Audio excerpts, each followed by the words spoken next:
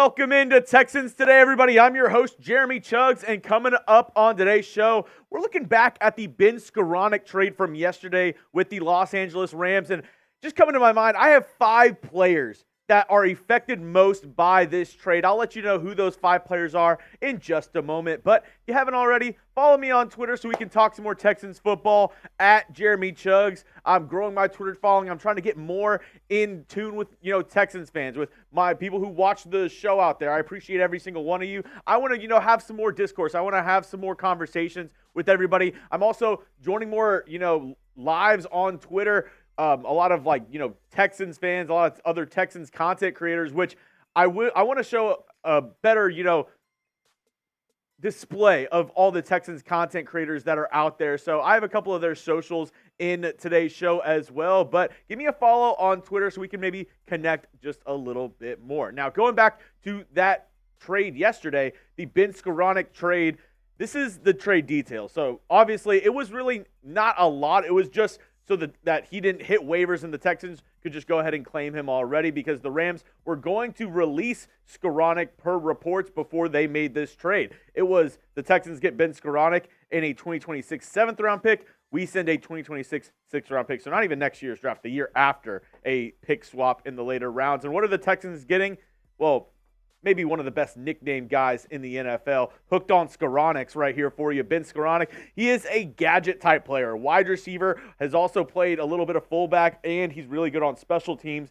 So he's a very, Swiss Army knife kind of player. So that's why you'll see the guys that are affected by Ben Skowronek. It's not just the wide receiver room. I have a couple other position guys who you might be interested in, might be a little bit affected by this trade as well. So before we get into that, I want to hear from you folks at home. What are the odds that he makes the final roster? I heard a lot of people on Twitter yesterday saying this was a non-trade. This really didn't mean anything. At first, I was like, even if you go to my short that I made yesterday, I said, I don't even know if he makes the roster. He could fight for a roster spot. He could make that 53-man roster. Right now, I'm at about a 60. Let me know where you're at in the comment section right now. Scale it 1 to 100. The odds that Ben Skowronek makes the final 53-man roster. Now, 5 players affected by the trade. First up, the first guy, and he's not even in the wide receiver room. I have wide receivers in this video, but Teagan Quitoriano, the tight end. And you're like, Jeremy, how does a guy who doesn't even play tight end affect one of the tight ends on the Texans depth chart? Well, because now that they got, Ben Skowronek, they traded for another wide receiver. I really wonder how many tight ends they keep on this roster. There was a point where I was like, maybe they keep 4, just maybe they do. I know they really like to use tight ends in the Bobby Slowick offense, but I don't think they keep 4 anymore. Teagan Quitoriano, he's on the hot seat. I think they end up only keeping 3 tight ends this year, and I think unless we, get blown away by what Teagan can do in camp, I think it's going to be Dalton Schultz, Cade Stover, and Brevin Jordan. I think those are your 3 tight ends. Maybe Teagan can fight it out and win his roster spot. But with this trade, I do think that means the Texans are probably going to keep 3 tight ends and maybe keep 5 or 6 wide receivers. Now, the next one up, this one might be the most obvious, Robert Woods, wide receiver. And my guy, VT, he covers the Texans on the Texans 22 podcast.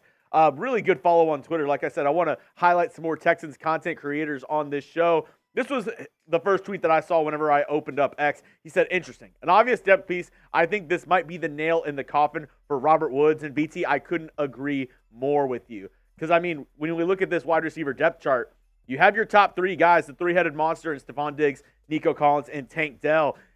Then you have John Mechie, who I think is going to make this roster. I think Noah Brown makes this roster. So do they keep 5 or do they keep 6? And if they keep 6, do you keep Robert Woods, who doesn't really offer you a lot on special teams? Your 6th wide receiver on the roster has to help you with special teams, a la why I think Ben Skowronek might have a better chance to make this roster than people think. But Robert Woods, he was already on thin ice before this. He's in the last year of his deal, getting up there in age. The Texans have made a lot of moves in the wide receiver room, the biggest one being Stephon Diggs. So does that mean it's the end for Robert Woods? Or could a team possibly come in and trade for Robert Woods? There are some teams that are still looking for receiver help. And if you're looking for a 4th receiver, 5th receiver, and you have a very thin unit, Robert Woods could be a guy to help you out. What do you think will happen to Woods, though? Do you think the Texans will cut him? Do you think they'll trade him or keep them? Let me know down in the comment section what you think will happen to Robert Woods this offseason. I think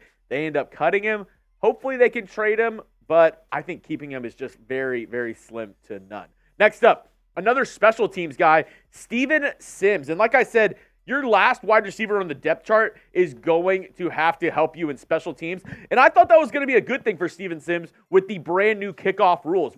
We know, what I think most Texans know Steven Sims for is that touchdown that he had against the Ravens in the playoffs last year, the absolutely electric punt return. So I was thinking, maybe Steven Sims does get a spot on this roster. But adding a guy like Ben Skowronek, and then I think when the Texans drafted Jawar Jordan out of Louisville, that's another guy who could help in the return game. I think that hurts Steven Sims. He's been a guy who's been fighting his tail off, a guy from Houston. All respect to Steven Sims. But I do think this trade does hurt his chances to make the final 53-man roster. He's been going between the practice squad and the active roster a lot, and I think that trend will continue to go where Steven Sims will find his way on the practice squad, and he'll be somebody who, if the Texans need another receiver down the line, he's somebody that they bring up. Coming up, I have two more players affected by the trade of Ben Skowronek, but before I tell you who those last two guys are, one of them might surprise you. Go get these brand new Texans jerseys on sale now with our friends over at Fanatics. Chatsports.com/Texans jerseys. And we have some new news with the jerseys. They have some new guys in stock. They have the Tank Dell ones. They didn't have those before. Those are now in stock. They have the Stephon Diggs one. Those are now in stock. I mean, Stephon Diggs one. That's absolutely nasty. And then also, they have the new Joe Mixon jerseys as well. You can get them all with our friends over at Fanatics when you go to chatsports.com/Texans jerseys. That link will be in the comment section and description of today's video. Go click the link, go do a little window shopping, and go use our link so they know that we sent you, our friends over at Fanatics. Go get your Texans jersey today. Next up, Xavier Hutchinson. So obviously, you trade for a wide receiver. Three of the guys are going to be wide receivers who are affected because, that's one less spot for them to have on the roster if Skowronek does end up making this team. Xavier Hutchinson, somebody who, me included, a lot of people were very high on, the late round pick out of Iowa State. He has a size 6'1", basically 6'2", 200 pounds. Really good, body frame, really good skill level for Xavier Hutchinson. But with all this talent in there, and I know Xavier Hutchinson, he's been putting in work this offseason, and he, like I said, last guy on your wide receiver depth chart, he's going to need to help on special teams. Hutchinson was helping a little bit more and more throughout the season last year on special teams.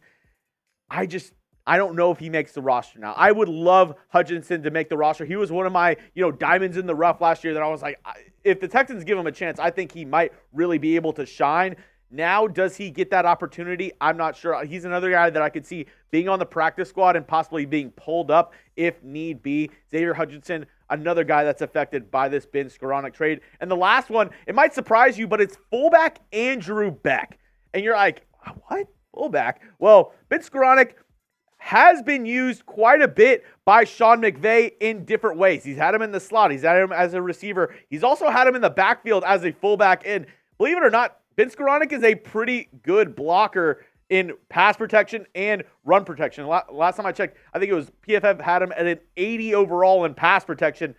Not too bad for a guy who also plays slot wide receiver. This coming in from In-Depth Texans, Drew. He said Ben Skowronek is a perfect fit in Bobby Sloak's West Coast scheme, a wide receiver fullback that does a lot of dirty work. Writing is on the wall for Robert Woods, kind of like VT said earlier, which I agree. And then my guy, Cody Stutz, said he's not a fullback, which I agree with both of these guys. I agree with Cody. He's not going to be your starting fullback, and I don't think he necessarily takes Andrew Beck's roster spot, but I think this does affect Beck because I think this adds another wrinkle in the offense if Skowronek does make the team, in that we'll see Skowronek in different, areas, possibly lined up as a fullback as well, taking some snaps away from Beck. Now, I don't think he full-on is the fullback for this team moving forward, but you can see him in a lot of different, creative, play calls, creative formations for the Texans offense going into next season. Once again, if you haven't already, go follow me on Twitter at Jeremy Chuggs. Trying to get a bigger Twitter following, trying to get even more Texans fans involved and hear from more of you folks at home. If you haven't already, also go down and hit that sub button. We are the fastest growing Texans channel